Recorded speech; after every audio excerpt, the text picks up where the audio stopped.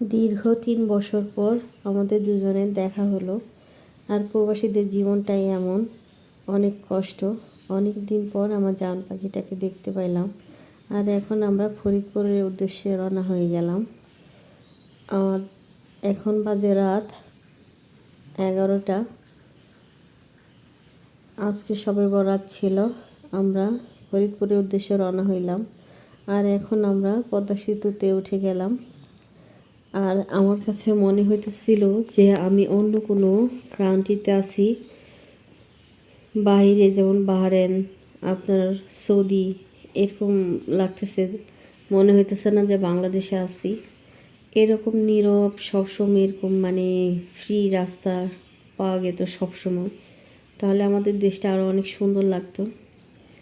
আমি কখনো রাতে পদ্মা সেতু দেখিনি, দিনে অনেক যাওয়া আসা হয়েছে। আর আজকে রাতে পদ্মা সেতুটা এতই সুন্দর লাগতেছে আমার কাছে। আর অনেক দিন পর আলী বাবার সাথে আমার দেখা, অনেক অপেক্ষার পর। যারা প্রবাসে থাকে তাদের বউ বাচ্চাদের অনেক অপেক্ষা করতে হয় তাদের জন্য। অনেক দিন পর দেখা হয়ে অনেক ভালো লাগতেছে। আর এই তো আমার পদ্মা সেতুর উপর দিয়ে যাচ্ছি। আর আজকে শবে বরাত ছিল, তাই রাস্তা অনেক ফ্রি ছিল, তাড়াতাড়ি আসতে পারছি। এখন বাজে রাত 11টা।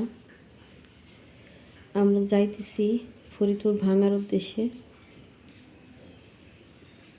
আর আলীর বাবা এবার রাতে ফ্লাইট পড়ছে, এই কারণে আমাদের মানে রাত নামছে 9টায়, বেরোতে বেরোতে 10টা হয়ে গেছে। আর সবাই রাত ছিল বলে তাড়াতাড়ি বের হতে পারছি ঢাকা থেকে, তাহলে আরও দেরি হইতো। এই তো সকাল সকাল আমরা উঠে গেছি। আর আমরা আজকে ঘুরতে যাব এই যে আমার ননাসদের এটা ক্ষেত, মানে আমার ছোট আপার ক্ষেত। দেখতে আসছি আমরা গেলি পেঁয়াজ ক্ষেত, রসুন ক্ষেত। আপনার এখানে অনেক ধরনের পেঁয়াজ লাগানো আছে, মুড়ি কাটা পেঁয়াজ, তারপরে আপনার হালি পেঁয়াজ, আর এটা হয়েছে রসুন, অনেক সুন্দর লাগতেছে। এটা হয়েছে মুড়ি কাটা পেঁয়াজ। এই পেঁয়াজটা কিছুদিনের মধ্যেই তুলে ফেলবে। আমি এই শীতের দিনে প্রথম আমার শ্বশুরবাড়িতে আসছি। আর এখানে চক ভর্তি সব যা দেখতেছেন সব রসুন আর পেঁয়াজ, এখানে অন্য কিছু লাগানো হয়নি।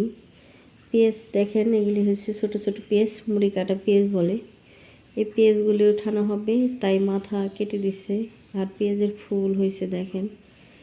আর রসুনের পাতাগুলি এত মানে মোটা হয়েছে, দেশি রসুন, মনে হইতেছে ইন্ডিয়ান রসুনের মতো বড় বড় রসুন হয়েছে। আলীর বাবা, আমি, আলী আর ওই ভাইয়া আমরা ঘুরতে বের হয়েছি। আর ভাইয়া ক্ষেত দেখাইতেছে যে এগুলি আমি বলছি এই পাশে। তো এখানে সবাই ব্যস্ত কাজে। আর এই যে এটা হচ্ছে আমার আপার ধনিয়া ক্ষেত, এত সুন্দর লাগছে। মানে আমি এই প্রথম মানে এত সুন্দর ভিউ দেখে আমার মুগ্ধ হয়ে গেছি। আর ক্ষেতের মধ্যে দেখেন তাল গাছ দাঁড়িয়ে আছে এত সুন্দরভাবে, 4টা তাল গাছ, আরও সুন্দর লাগতেছে না? আর চতুর্দিকটা নীরব শুনশান। এই পাশটা কখনো আমার আসা হয়নি, আজকে আমি আলীর বাবার সাথে আসছি ঘোরার জন্য। দেখেন ধনিয়া ফুলগুলি ফুটে আছে, এত সুন্দর লাগতেছে। আর এগুলি সব পেঁয়াজ, রসুন, ধনিয়া এগুলি লাগানো হয়েছে এখানে। আর ফরিদপুর আপনার পেঁয়াজের জন্য বেশি বিখ্যাত, পেঁয়াজ আর পাট। দেখেন মানুষ কাজে অনেক ব্যস্ত, চারদিকটা অনেক শুনশান, শীত এখন। এই যে তাল গাছগুলি, আমাদের অঞ্চলে এত সুন্দর ভিউ নাই, মানে এত সুন্দর তাল গাছ এরকম ভিউ আমি দেখিনি। এই তো এখানে কিছুটা পরিমাণে ধান লাগাইতেছে, এই ধানগুলি সবার আগে পাকবে। এটা বৈশাখ মাসেই পাকবে, এত তাড়াতাড়ি লাগাইতেছে। তো এই তো ভাইয়া যাইতেছে আস্তে আস্তে, আমরা তার পিছন পিছন যাইতেছি।